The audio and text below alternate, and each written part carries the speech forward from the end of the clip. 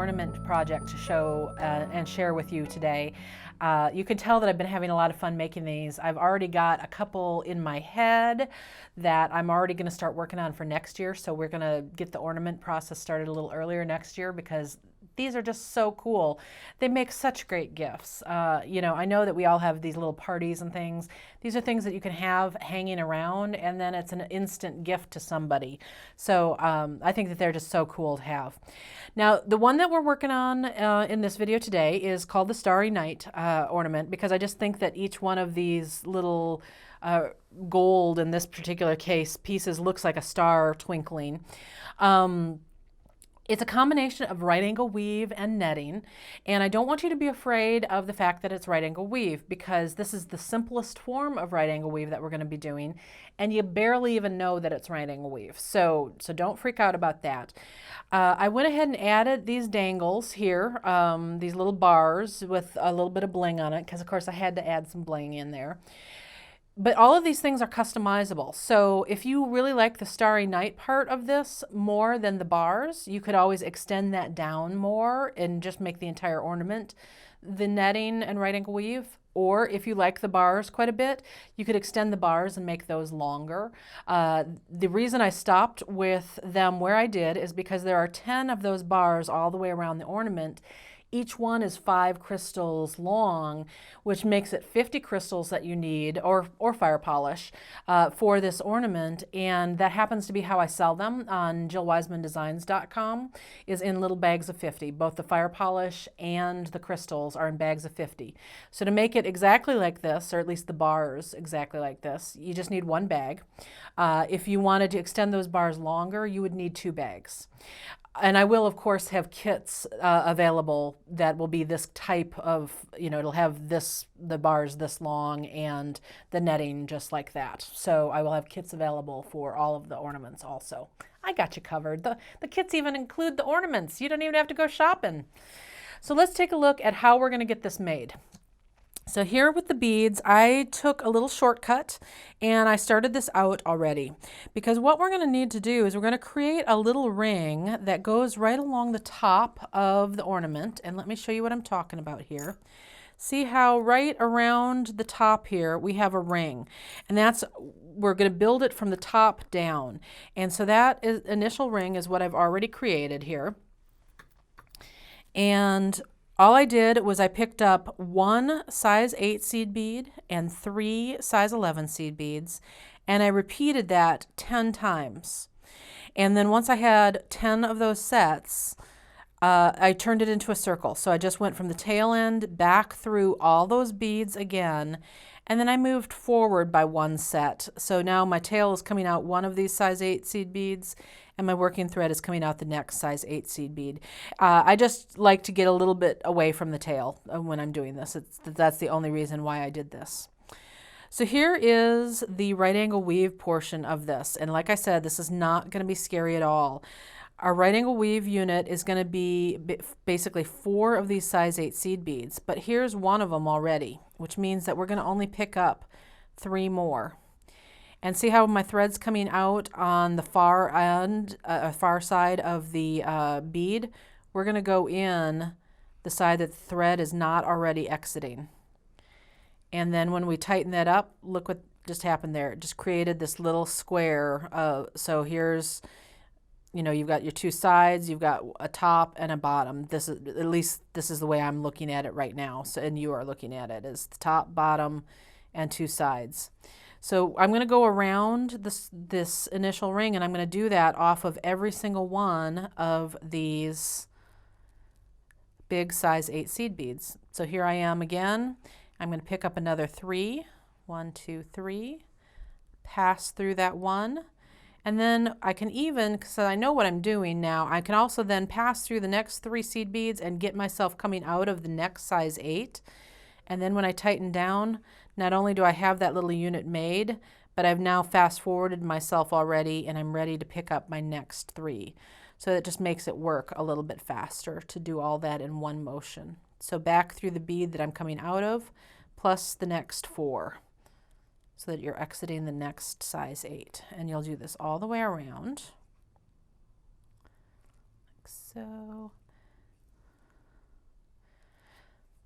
And you don't really need to worry too much about tension at this point. If you started out, when you started out, if you added a stopper bead, I was naughty and I did not add a stopper bead. And as a result, I don't have anything that's kind of holding tension on this initial ring. And I can actually, as I'm stitching, I can feel it loosening up a little bit on me. If I had a stopper bead there, that would help hold the tension in that initial ring. So I do actually suggest that you start with a stopper bead. I was just being naughty.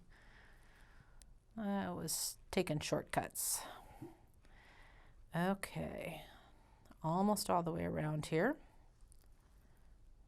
like so. Another 3. We're back to that very first one that the tail thread was coming out of, so we'll add one there. All right, and I'll still go forward so that I'm coming out of the next size 8. So here I am, and if you look at it, I'll kind of flatten it down here. We've got these little picots kind of coming out of all of these size 8s. So to stop and take a look and make sure you hit all of the size 8s, because it is possible to accidentally skip one. Not that I've ever done anything like that. So now what we're going to do is we're going to come down and we want to work our way so we're coming out of the bottom seed bead of that set of 4 there. So all I need to do here is work down the side. And now here I am coming out of the bottom. And now what we're going to do is, here we go, make sure that they're all on the same side here. Now what I'm going to do is I'm going to go from tip to tip to tip of these, so from the bottom to the bottom to the bottom. And what we're going to be picking up is 4 size 11 seed beads, 1 size 8, and another 4 size 11s. And then I'm just going to pass through the next bottom. So we're creating these little swags down here. And you'll do that all the way around. 1, 2, 3, 4. 1, 2, 3, 4. Pass through the next one. Okay, now I'm not going to make you sit here and watch me do this. What I want you to do is go all the way around these. When you come back around and you have attached from here to here, that'll be your last swag, then what you're going to do is you're going to just work your needle through the first half of this first swag that you made, come out that tip size 8 seed bead, and guess what you're going to do? You're going to pick up those 3 and go back round again to create. So at the bottom of each one of these swags, you're going to create this little set of 4 again. So let me show you what I'm talking about here. We're going to pretend that this is in the right order here. So let's say this was my end. I finished my last swag. So now I'm going to come down. Okay, if I can get my needle in the right bead here. I'm kind of holding it awkwardly. There we go.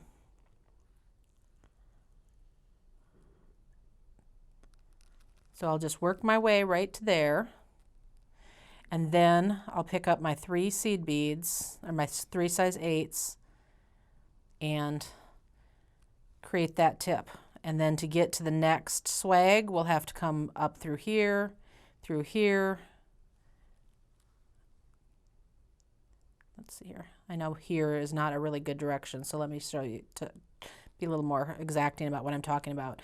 So I created this little set of 4 here at the tip of this swag, came up the other half. Now that there will be another swag right here, so you'll come down the 4 size 11 seed beads, make your little set of 3, or your little set of 4 by adding 3 to that size 8, up the next half of the swag, and you'll do that all the way around. When you come back, what we will do is show you how to increase, because what we're going to have to do is make this bigger as we get towards the center of the ornament, because it gets fatter, and so we need to increase. And then we'll show you how to add those little bars.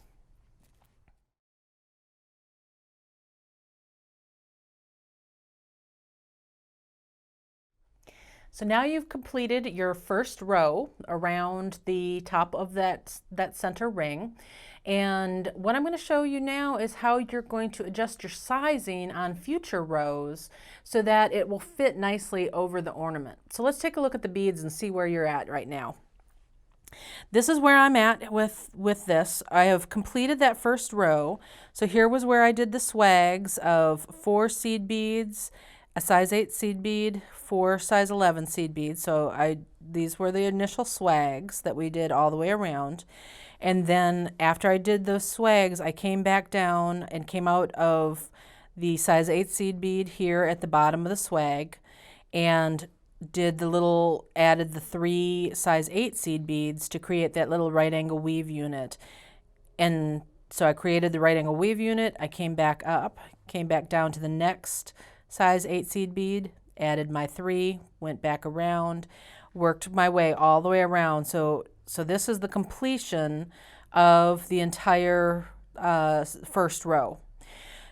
So one way to kind of look at this now too is to try it. You can try it on your ornament. Like when I hold this in my hands, this is looking all nice and padded out because I laid it on the board and padded it out. But when I first stopped working on this, it was all crazy. These little waves were sitting all kind of wonky. So you can kind of lay it on your ornament, kind of pat it down, see how it's sitting. See how it's sitting very nicely. And what we're going to do here is we're going to do another row just like we did this one, where we're going to have 4 seed beads on either side of that size 8 as we go from tip to tip of each of these new right angle weave units that we made. So it'll be exactly what we did before. So I've worked my way that I'm coming out of that bottom size 8 seed bead. I'm going to pick up 4 seed beads, 4 size 11 seed beads, a size 8, and another 4 size 11, and pass through the next tip size 8 here. Now notice that before I was working from left to right, and now the way this thread is coming out, I'm working right to left. Here's the thing. This is reversible. So it's more comfortable for me to work in this direction, or work to the right. So I just flipped it. And so now I can do it in this direction.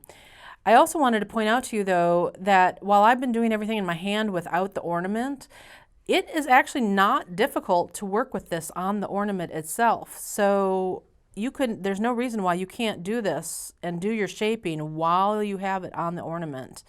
And that can actually be quite helpful because you can see pretty quickly whether the number of seed beads that you have is too few for it to be fitting nicely. So see how I'm just holding it on there. There we go, tighten it up. You can kind of see it doesn't have tons of drape. If I wanted it to have a little more drape, I could immediately start going to 5 seed beads here and 5 seed beads here, and this would elongate a little bit. So that's another option for you. So that's the kind of thing that, you can do some fine-tuning adjustment by adjusting how many seed beads are on these sides and adjust just exactly how it looks. But what I did in my initial ornament is I did that first round with 4 on either side. I did a second round with 4 on either side. Do that all the way around. You'll have to come back and go around again to create those size 8 seed bead right angle weave units all the way around to finish row 2. On row 3, what I did, and let me just kind of show you here, all I did was I increased the number of seed beads. And so on either side of the size 8. So instead of picking up 4, I picked up 5. There's my size 8. We're just pretending that I skipped ahead a row, so don't let this confuse you. So here's 5, 1 and 5 instead, and you can see how that drapes slightly differently. So this one's kind of straight across. This one has a little bit more of a drape. So that would be 4, 4, 5 seed beads on either side would be the next one, and then the last row before we start the strips down would be 7 seed beads on either side. So once you have done all of those rows, all 4 rows, so 4, 4, 5, and 7, Then we're going to have you come back and we're going to do the little right angle weave bars, and we'll show you how to embellish those.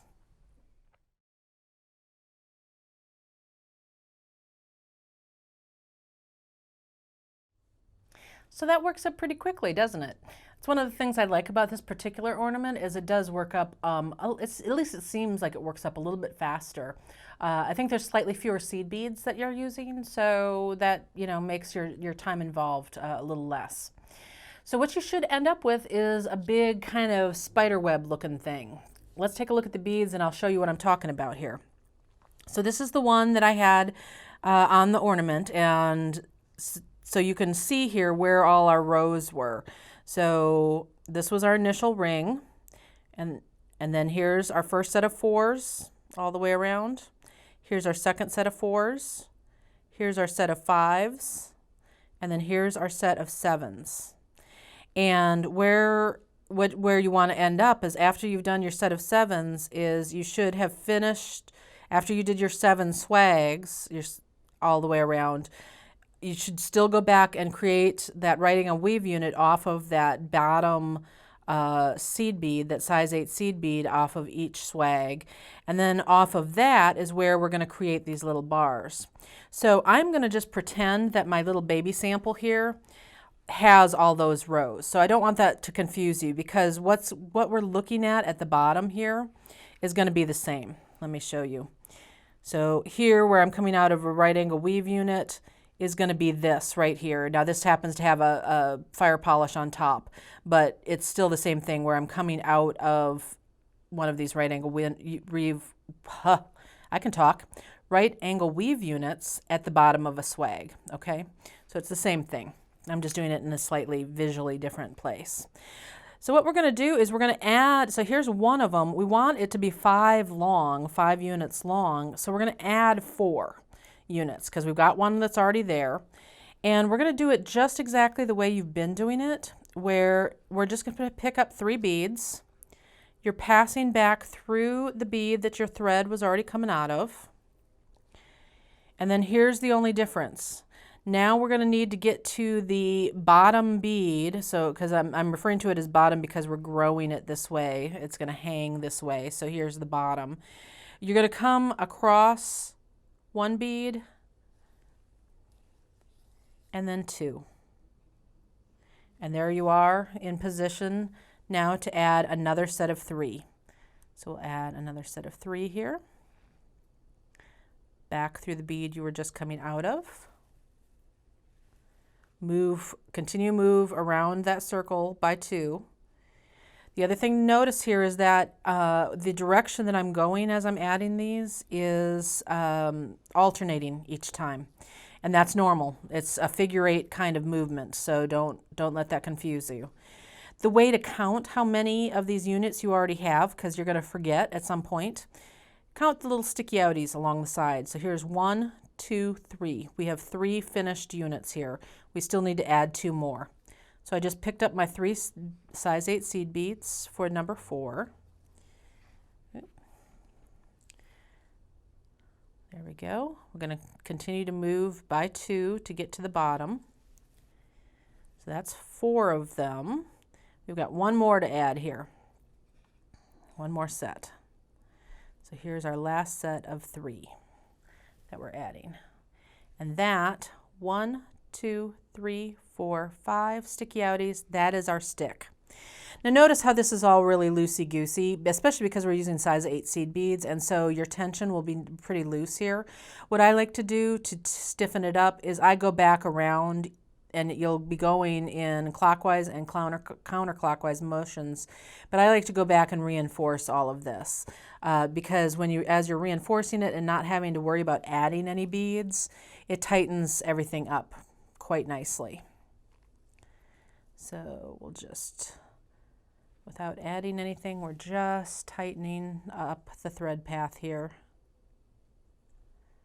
Come across. Now in this next one, we'll go in the opposite direction. So we're going clockwise this time around that unit. Notice also that as I'm tightening this, I'm all moving one bead at a time. I'm not trying to catch multiple beads. Like I could, if I wanted to, I could catch this one and this one in the same movement, but what happens is it makes it not sit quite as nice and like little soldiers. And especially if you're not familiar with right angle weave, that can be a little confusing. So now as I'm moving to the next unit here, I am moving counterclockwise. So always alternating, going all the way around. One of the things that confuses people about right angle weave is it takes a lot of extra thread. It just seems like you shouldn't have to go through that many beads, but you do. All right, we've got 2 more to reinforce here. What's going to happen when we get up to the top here is then we're going to go ahead and embellish the top of these little squares that we've created. And you have some embellishment options. I used 4mm fire polish for actually we're about to use 4mm fire polish. Did I use? Yep, I used 4mm fire polish on the last one too. You certainly could use 4mm crystal if you would preferred crystal. So it will sit just as nicely. Okay, so now I am on this last right angle weave unit, and it doesn't really matter where you stop and come out of on this first one. Okay, so here we go.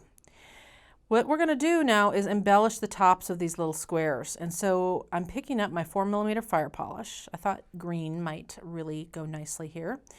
And I want it to sit at a diagonal. So my thread right now is coming out of this corner. It's coming out of this bead, but it's basically in this corner. And so I want it to go in on this corner. So all I have to do here is come right across that other bead. So I'm coming out of the side closest to me on the left, and then I'm going in the side farthest away from me on the right, so that this bead will sit kitty corner across that unit like that. And then that puts me in position on this next unit of 4. Look, I'm already in that same exact space. So now I can do the exact same thing. I can work my way all the way down doing that exact same motion. Like so. There's number 2. And here's the next one. And number 3. Another one. You also could use a 3mm fire polish or crystal in this spot. That would also work. You might have a tiny bit more thread showing, but it's not a big deal. Remember that it's supposed to be hanging on a tree or hanging on an ornament tree like mine here, and people shouldn't be that darn close to it. So there we go. That is one embellished little stick is what I've been calling those. So then you're just going to work your way back up. It does not matter which thread path you take. You might want to go ahead and reinforce these embellishment beads.